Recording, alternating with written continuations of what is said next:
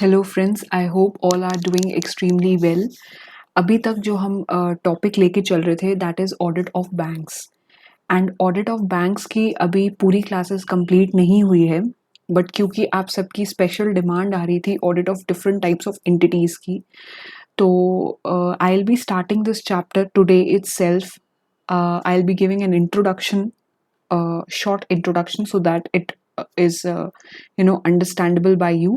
Simultaneously I'll also cover up audit of banks.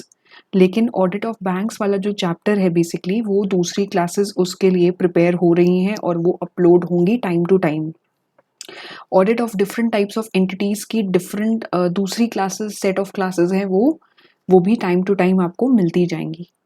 तो इसका summarised कहना बेसिकली ये है मेरी तरफ से कि दोनों चैप्टर्स की क्लासेस आपको मिलेंगी simultaneously time to time basis पे।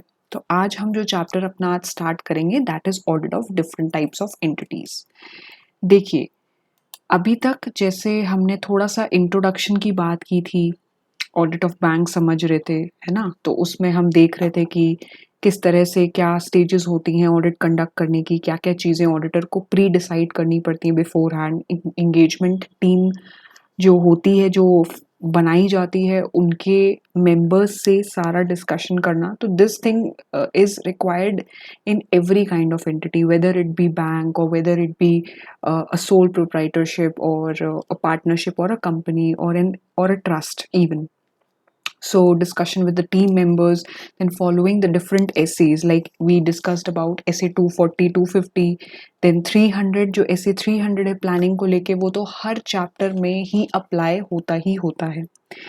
तो अब बात करूं अगर मैं audit of different types of entities की, तो इसमें बेसिकली जो हम कवर करेंगे एंटिटीज की, चैप्टर थोड़ा सा ज़्यादा बड़ा है, लेकिन मैं कोशिश करूंगी कि आपको क्रिस्प आइडिया दे दूं हर एक एंटिटी के बारे में, so that once you just once, like if I'm explaining and you are able to grasp it properly, doubts आएंगे वो अलग बात है। अगर आप ग्रास्प कर पा रहे हैं तो उसके बाद आप उसको प्रॉपर तरीके से रीड करके उसको रिटेन कर सकते हैं माइंड में।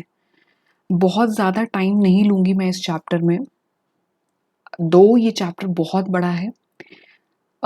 इसमें थोड़ा सा मतलब डिटेलिंग ज़्यादा है, लेकिन हम लोग टू द पॉइंट समझेंगे, प्रिसाइज वे में समझेंगे, ताकि आपको कोई भी मोनोटोनस फीलिंग ना आए चैप्टर समझते टाइम।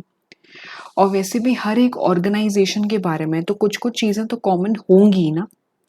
बाकी जब आप खुद आर्टिकलशिप में एंटर करोगे, आर्टिकलशिप का एक्सपीरियंस लोगे, तो ये जितनी भी एंटिटीज मेंशन्ड हैं, इनमें से कोई ना कोई एंटिटी का ऑडिट तो आपको मिलेगा ही for sure. This is 100% surety from my side. You will be given an audit of any of these entities which are mentioned in this chapter.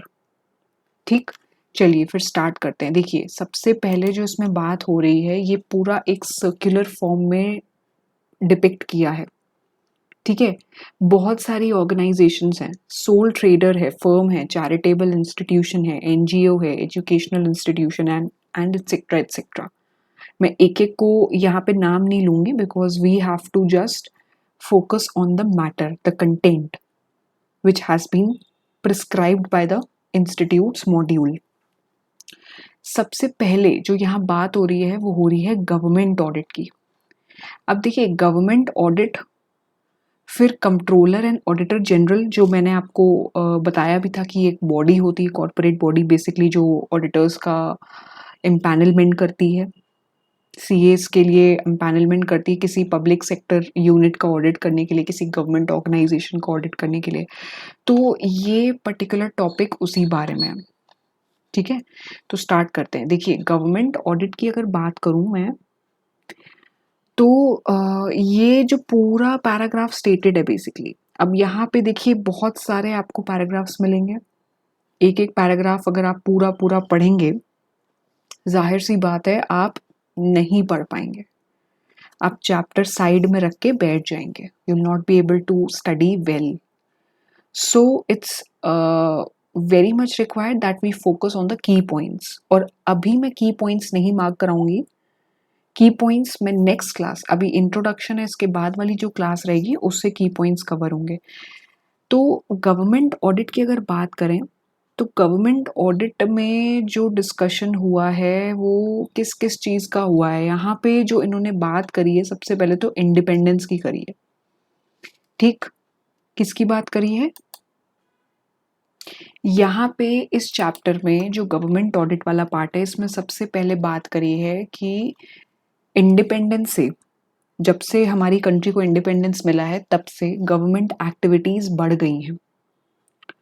ज़रूरी नहीं है कि जितने भी पॉलिटिकल पार्टीज हैं वो गवर्नमेंट एक्टिविटीज से जुड़े हुए हों।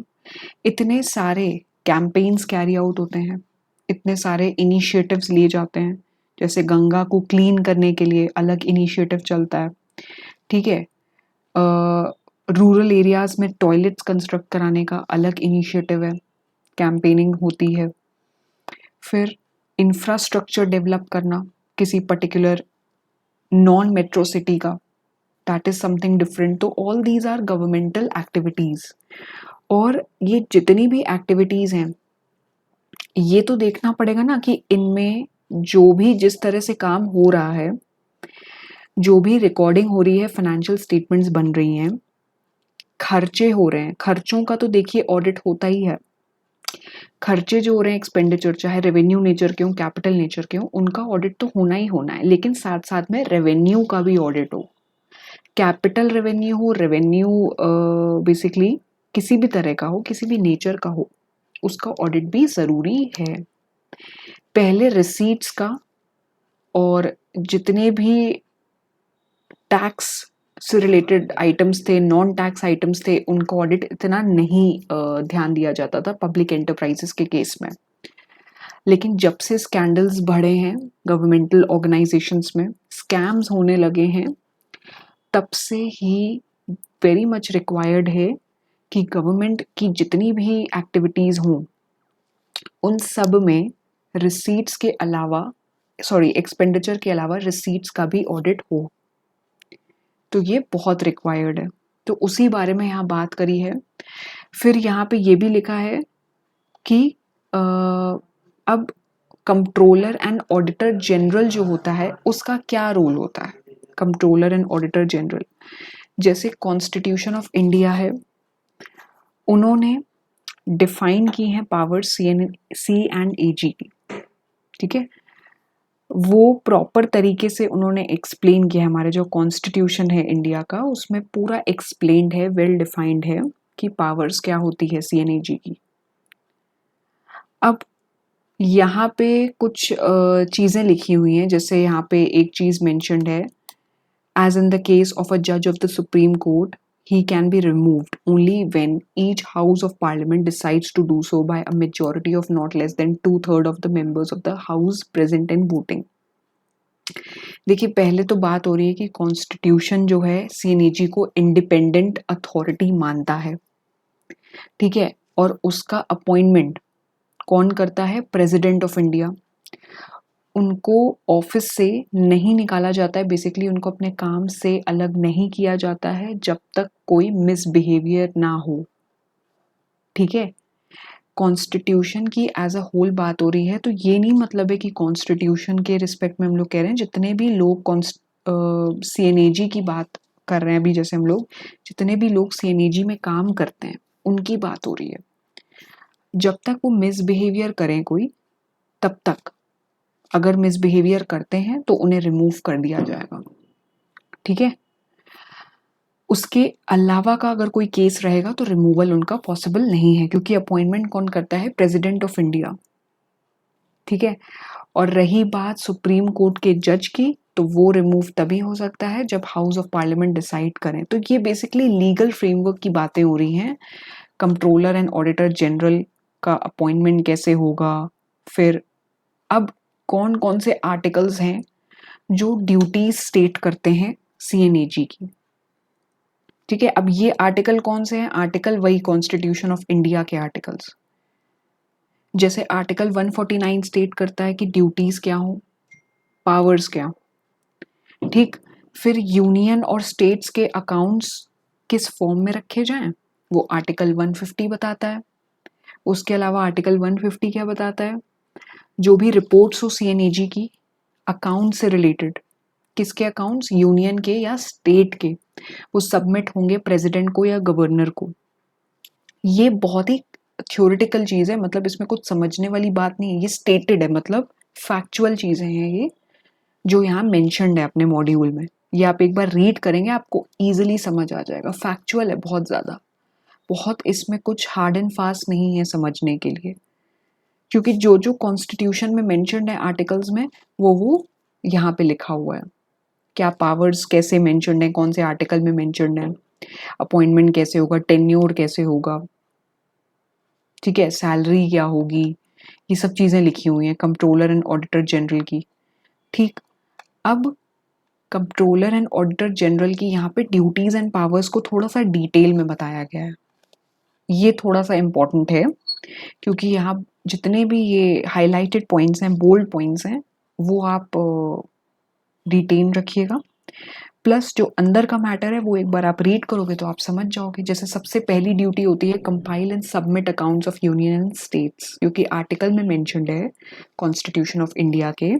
तो कंट्रोलर एंड ऑडिटर जनरल जो होगा, बेसिकली जो पूरी बॉडी कॉर्पोरेट का हेड होगा, कंट्रोलर एंड ऑडिटर जनरल जो एकदम टॉप मोस्ट पोजिशन पे होगा, वो रिस्पॉन्सिबल किस चीज़ के लिए होगा? जितने भी यूनियन हैं, स्टेट्स हैं, उनके सारे अकाउंट्स को कंपाइल करना, चाहे वो इनिशियल लेवल के हों, सब्सिडरी के हो, उनके सिस्टर कंसर्न्स के हों, parent company, subsidiary company, associate company, joint venture, सब चीज़ों के अकाउंट्स को कंपाइल करना, सारी ऑर्गेनाइजेशंस के। वो सारे अकाउंट्स का कंपाइलिंग का काम सीएनएजी करता है। या तो सीएनएजी करेगा या जो भी पर्सन रिस्पॉन्सिबल होगा उसके बिहाफ में। ठीक है, अब इसमें और भी चीज़ें हैं।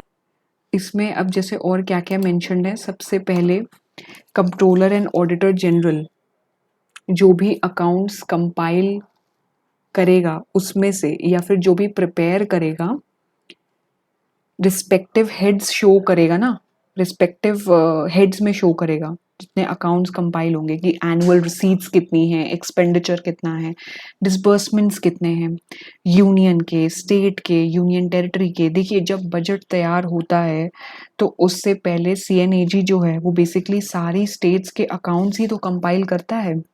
वो ये देखता है कि उत्तर प्रदेश से जितना डेटा मिला है उस हिसाब से उत्तर प्रदेश में इंफ्रास्ट्रक्चर का खर्चा कितना हुआ, उधर से टैक्स रेवेन्यू कितना आ रहा है, जीएसटी, इनकम टैक्स का, फिर इधर से जितने भी बेसिकली हेल्थ से रिलेटेड मिशंस होती हैं, स्कीम्स होती हैं, उसमें कितना एक्सपेंडिचर हुआ। फिर अलग अलग स्टेट का अलग अलग डिटेलिंग वो देता है, कंपाइल करते टाइम बाइफर्केशन देता है कि एनुअल रिसीट्स कितनी है, एक्सपेंडिचर कितना है। ठीक, और ये सारी चीज़ें सबमिट किसको होती हैं? प्रेसिडेंट को होती हैं, या फिर गवर्नर को होती है स्टेट के, या यूनियन टेरिटरी के एडमिनिस्ट्रेटर को होती हैं। ठीक, तो ये सबसे पहली ड्यूटी होती है सीएनएजी की। दूसरी ड्यूटी क्या होती है?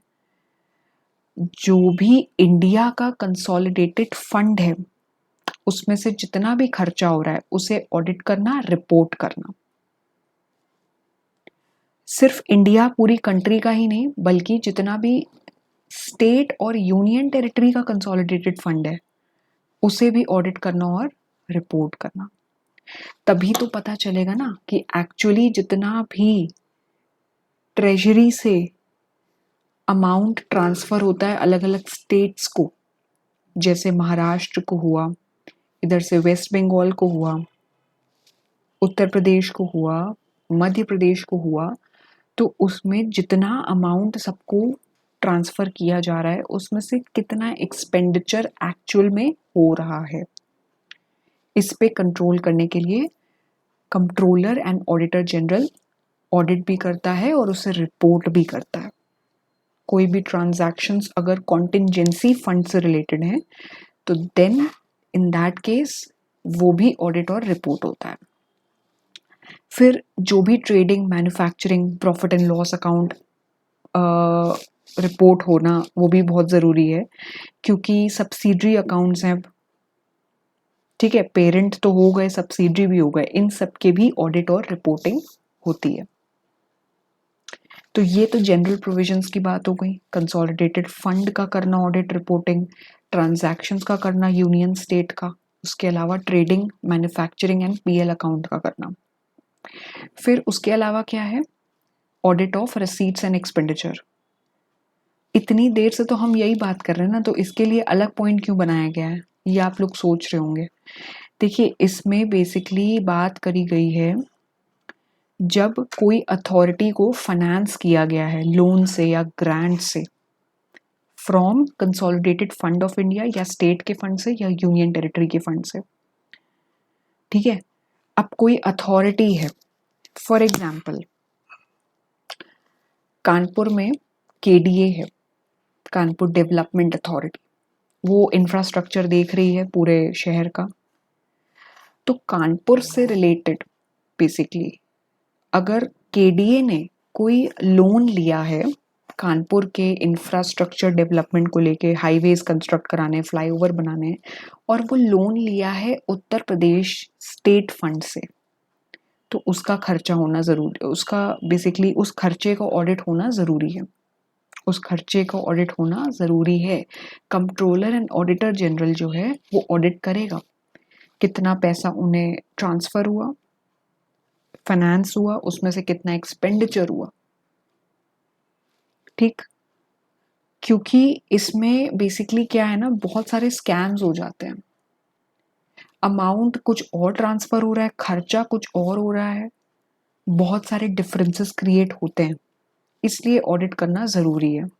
और यहाँ पे एक अब कंडीशन दी हुई है। कंडीशन क्या दी हुई है, वेयर द ग्रांट और लोन टू अ बॉडी और authority from consolidated fund is not less than rupees 25 lakhs and the amount of such grant is not less than 75% of total expenditure of body, such body shall be deemed for this purpose to be substantially financed by such grants or loans। अब इसका मतलब क्या हुआ, अगर कोई grant या loan मिला है कंसोलिडेटेड फंड से इंडिया के या किसी स्टेट के या यूनियन टेरिटरी के किसी अथॉरिटी को लोन मिला है, वो अमाउंट जो है वो ₹25 लाख से कम नहीं है, यानी कि 25 लाख से ज्यादा है।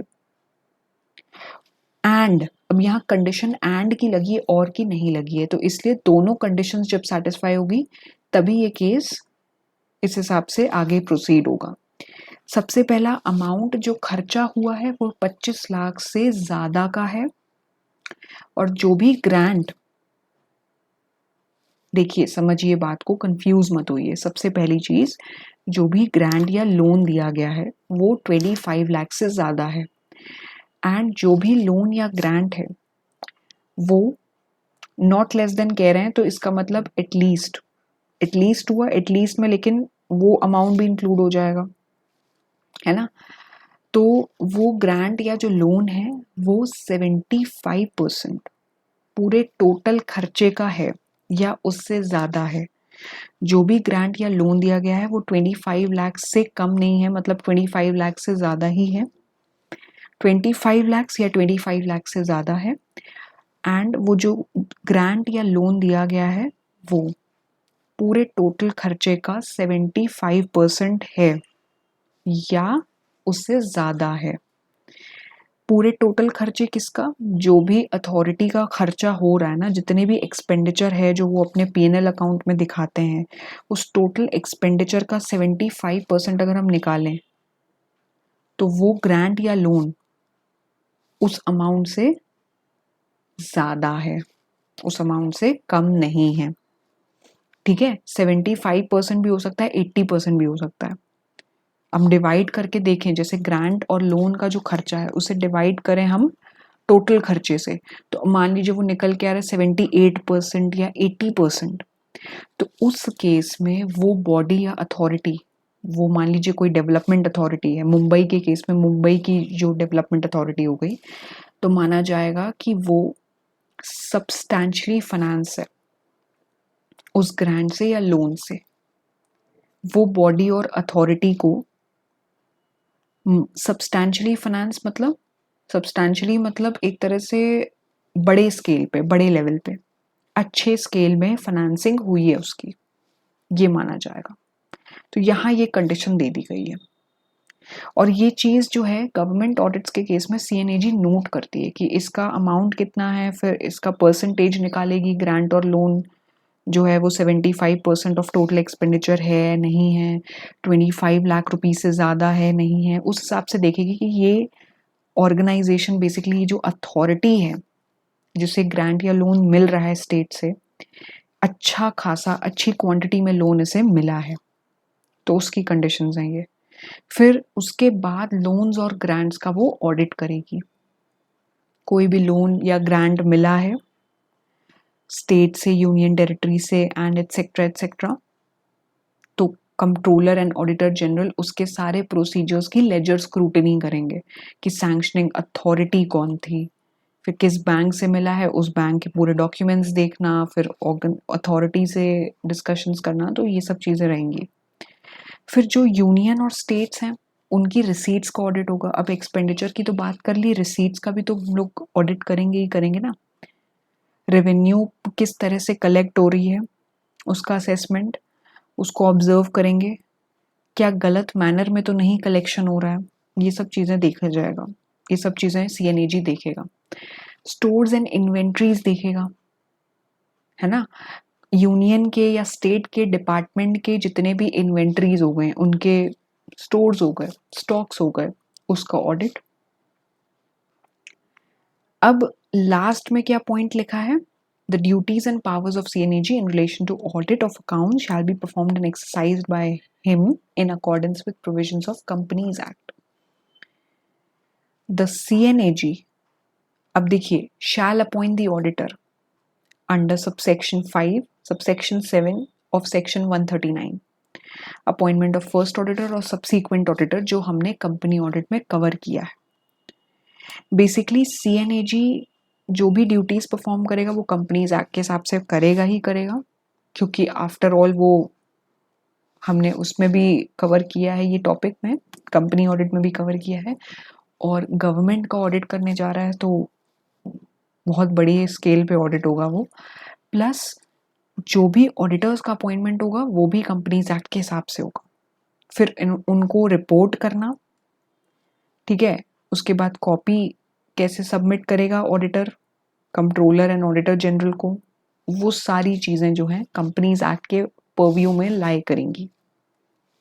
उसके बाद बात हुई है पावर्स ऑफ सीएनएजी, तो इसमें भी वही सब चीज़ें हैं, यूनियन या स्टेट गवर्नमेंट के अकाउंट्स को इंस्पेक्ट करना, देखना कि अकाउंट्स, बुक्स, पेपर्स, डॉक्यूमेंट्स और जितने भी ट्रांजैक्शंस हैं कौन कौन से रेलेवेंट हैं, उन्हें स्पेसिफाइड प्लेसेस भेजना है, उन पूरा असेस करना है, एनालाइज करना है, क्वेश्चंस करना, इंटरोगेशन करना, ऑब्जर्वेशंस निकालना, किसी ऑफिसर को बुलाना, उससे बात करना, ठीक है, समझना कि उसने अपने अकाउंट्स, बेसिकली गवर्नमेंट के अकाउंट्स कैसे बनाए, मैनेजमेंट से बात करना। तो ये सब पावर्स सीएनएजी की आती हैं। बेसिकली ये सब वही पावर्स हैं जो हमने कंपनी ऑडिट में भी कवर की थी, जब ऑडिटर की हम ड्यूटीज एंड पावर्स देख रहे थे ना, तो कुछ कुछ सिमिलर पावर्स हैं इसमें सीएनएजी की।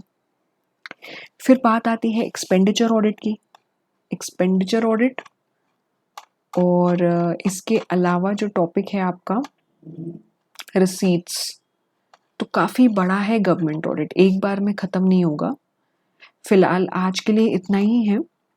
नेक्स्ट क्लास में, क्योंकि आज हमने ड्यूटीज़ एंड पावर्स देखी हैं सीएनएजी की और अभी हम गवर्नमेंट ऑडिट की ही बात कर रहे हैं, तो इसमें एक एक पॉइंट को इन्होंने डिटेल में समझाया है। स्टोर्स इन्वेंट्रीज का ऑडिट है, कमर्शियल अकाउंट्स का ऑडिट है, तो वो हम अपना ग्रेजुअली सब कवर करते चलेंगे, और ताकि आप उसको टाइम टू टाइम रिवाइज भी करते रहें। फिलहाल इसके अलावा ऑडिट ऑफ बैंक ज़रूर रिवाइज करते रहिएगा, क्योंकि वो भी बहुत इंपॉर्टेंट टॉपिक है। बाकी अगर आपको कोई डाउट हो तो मुझे कमेंट बॉक्स पे लिख के भेजिए, या फिर इंस्टाग्राम के मेरे पेज पे आप डीएम भी कर सकते हैं। वीडियो अच्छी लगी हो तो do not forget to like the video, share the video, and yes, we will be taking up both the topics, audit of banks, audit of different entities simultaneously. So, be calm and composed, I'll be taking both the topics and explaining you and delivering you videos time to time. Thank you.